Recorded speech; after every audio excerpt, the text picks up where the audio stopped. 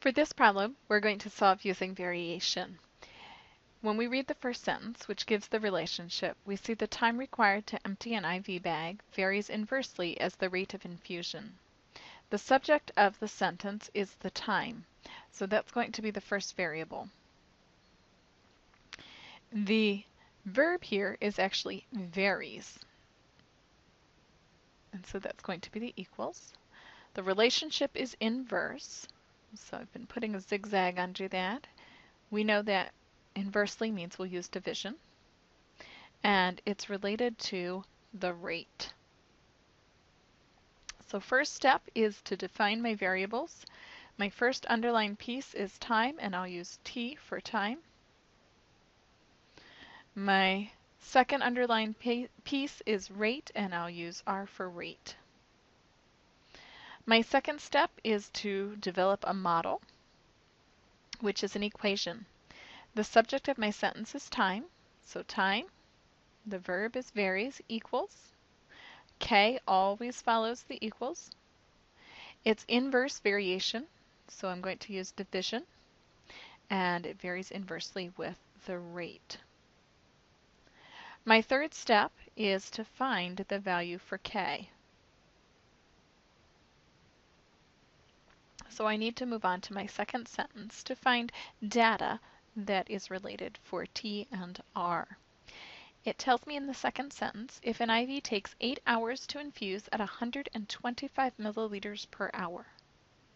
I'm going to stop there before I get to the question part because that gave me both a time and a rate. So substituting them into my formula, the time is 8 hours when the rate is 125. To solve this equation, I'll multiply on both sides by 125 because currently K is divided by that, and I want to do the opposite. On the right-hand side, the 125s cancel, so I get K equals, on the left I'll use my calculator, and I find that this is 1,000. So my fourth and final step is to actually solve the problem.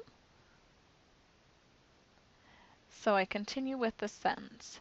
The question, how long would it take to infuse if the pump were set at 150 mLs per hour?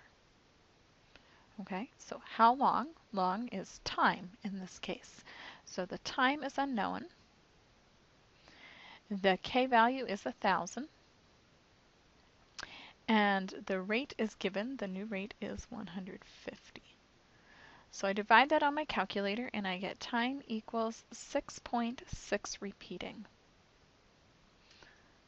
All of the sixes on my calculator. So when I'm looking at time, I recognize this first 6, the whole number is 6 hours. These remaining 6's show me the portion of an hour. So I'll take just that decimal part and multiply it by 60. And when I do that, I get 40 minutes. So if my infusion rate is 150, my time will be 6 hours and 40 minutes. So it asks me, what is the meaning of K in this context? And you may immediately know because we've solved IV problems. But you may feel like, I don't really know exactly what. It's 1,000, but 1,000 what? So when I'm asked about the meaning of K, I can go back to where I found K, and I can look at what happens with the labels. I didn't put the labels into my variation problem, but I could have. So I know that K was found by taking 125 times 8. If I look at the 125, that was 125 milliliters per hour. The 8 that I was multiplying with was the hours. So they would cancel, and K would have a label of milliliters. So what is K? K equals the milliliters. And when I think of that in context, it would be the total milliliters in the IV bag.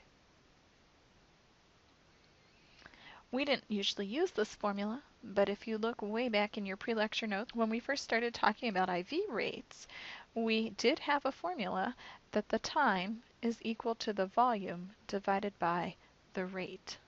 And that's exactly the formula we worked out here. The time, T, K, we figured out as the volume, divided by the rate.